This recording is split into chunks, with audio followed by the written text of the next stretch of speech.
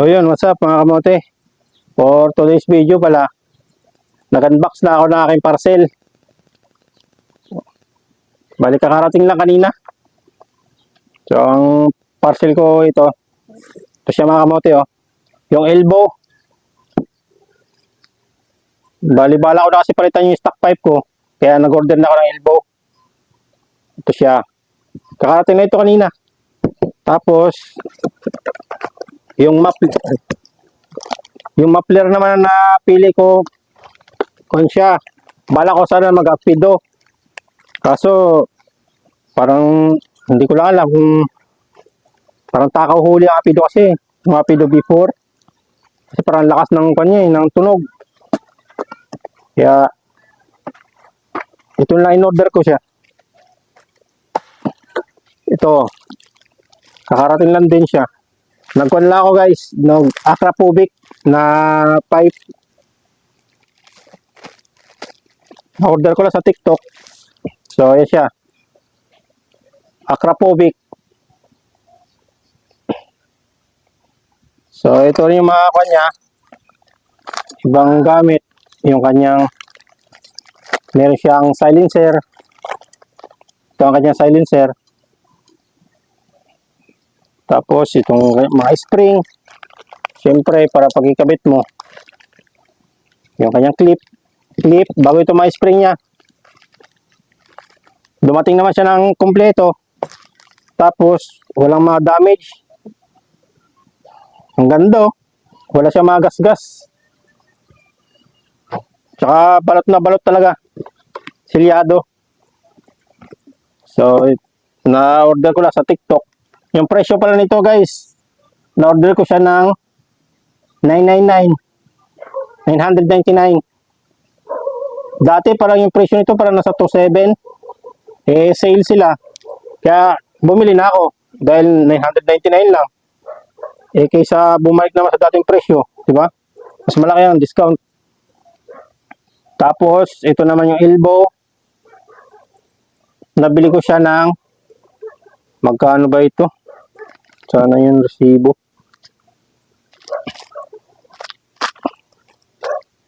Nasa akin lang to eh, 800 plus.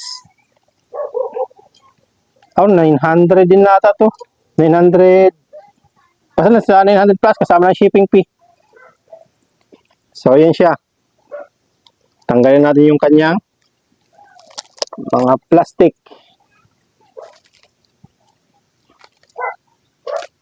Yan. Para makita natin kung may sira.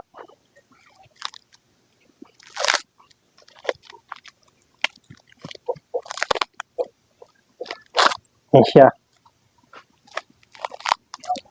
Sa pagbalot pa lang, silyadong-silyado no. Kaya, salamat kay seller. Kasi secured talaga ang gamit guys. Tapos, nakailang balot ng bubble wrap ito. Secured talagang item.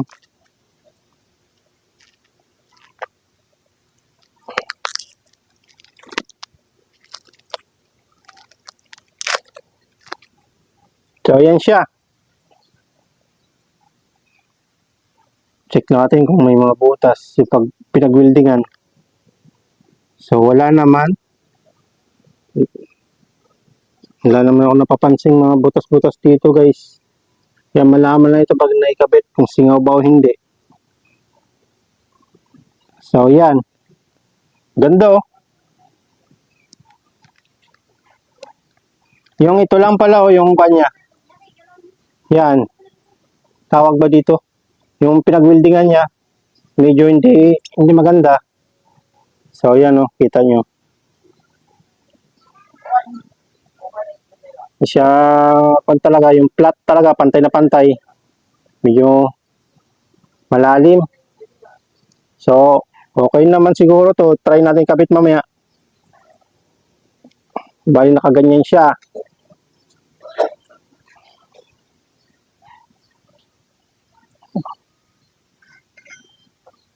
So, yan. Mga spring niya. Ito, kasama dito. Itong hindi ko alam kung saan to guys. Kumpara saan itong bilog na ito.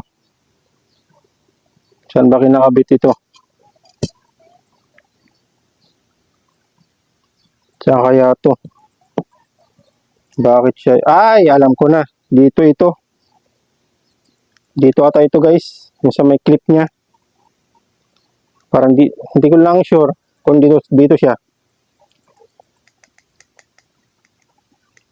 So, samahan nyo lang ako sa pagkabit ko mamaya guys para makita natin kung maganda ba ang kakalabasan. Kung may singaw o wala. Kaya mamaya lang guys.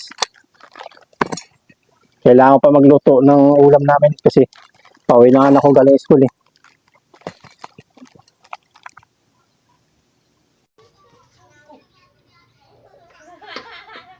Binaklas ko ng aking tambutso, itong stock para maikabit natin itong Akrapovic na pipe, aftermarket pipe.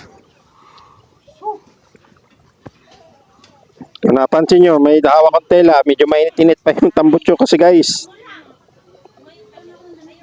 So itong elbow, tinanggal ko lang pala ang side skirt nito.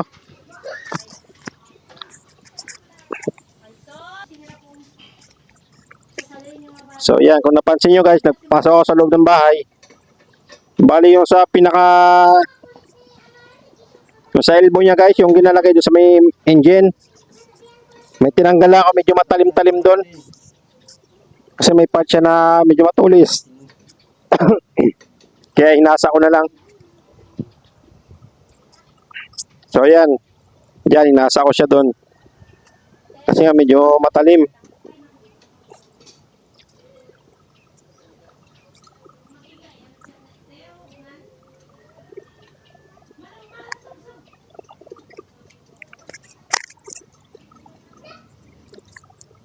Kabit natin para ma-sound check natin kung maganda ba, kung may singaw o wala.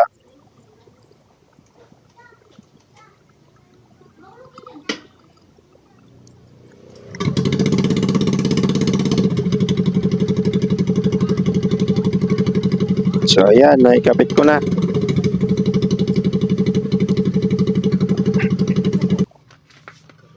Mura naman. Sale sila eh. May selling dito kasama. So, kitanggal ko ang hapon.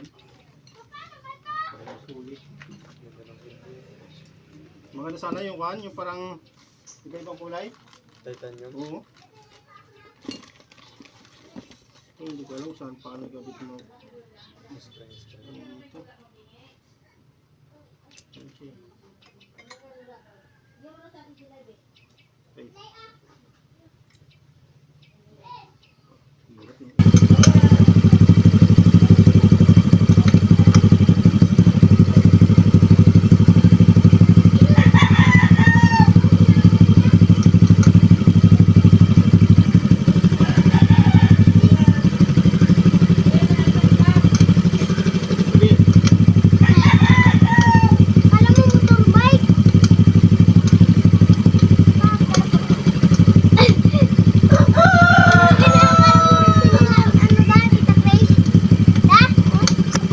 So ayan, iniikpitan ko na lang yung tornilyo niya dito guys para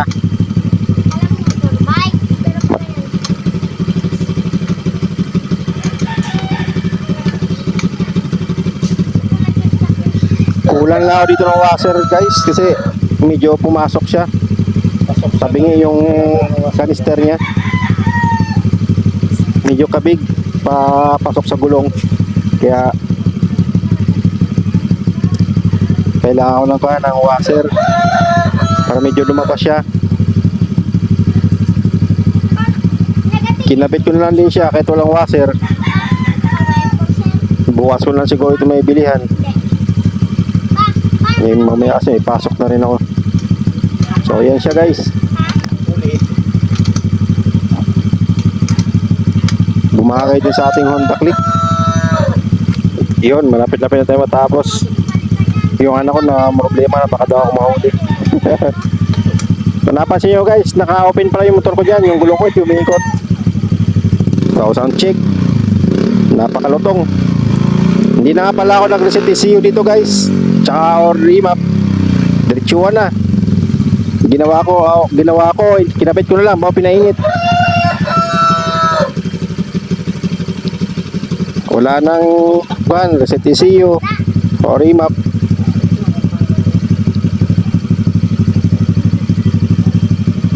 Hindi ko pa pala kinabit yung tawag doon, yung silencer nito guys. So yan, tinanggal ko ang silencer niyan. Yan tunog niya pag walang silencer. Mahina lang sa video yan guys, pero pag sa personal ang lakas niyan. Kaya kailangan mo pa rin talaga na ikabit yung silencer niya para siyempre iwas huli na rin. Kung napapansin nyo pala guys, medyo malagitik yung brake natin ngayon. Ganyan talaga pag full start pa siya guys. Kasi hindi naman ganun katagal pa naka-open ang motor. After 2 minutes or 5 minutes, nawala yung lagitik niya, yung ingay ng gilid. Tsaka kailangan na natin magpa-CVT. Kasi nga, tagal na, ilang odo na, hindi pa ako nakapa-CVT. Kaya ako napapansin nyo na medyo maingay yung gilid. Tapos may parang lagitik-lagitik. Dahil na rin yan sa awan, kailangan magpa-CVT. Tsaka dun rin sa kailangan painitin. Kailangan mo natin painitin ang motor. Next video ko pala guys, sa kan. Try ko idaan ng checkpoint. Siyempre bago natin idaan ng checkpoint, lagyan tayo ng silencer. Kasi kung wala silencer, talagang huli ito. Kaya try natin idaan ng checkpoint, kahit may silencer siya, kung makaka-violation pa rin ba tayo. Tapos siyempre, check nila yung decibel niyan. Doon natin malalaman kung pasok ba sa decibel itong acropovic. Para kung nagbabala kayong magpalit ng pipe, tapos nagdadalawang isip kung hindi pa mahuhuli itong pipe na acropovic. Kaya subukan natin guys na idaan sa checkpoint. Dito sa amin kasi maraming checkpoint dito eh. Doon banda sa junction 1. Kaya subukan ko idaan siya doon guys para mas maganda na alam nyo bago kayo magpalit ng mga aftermarket na pipe, kung pasado ba siya sa LTO.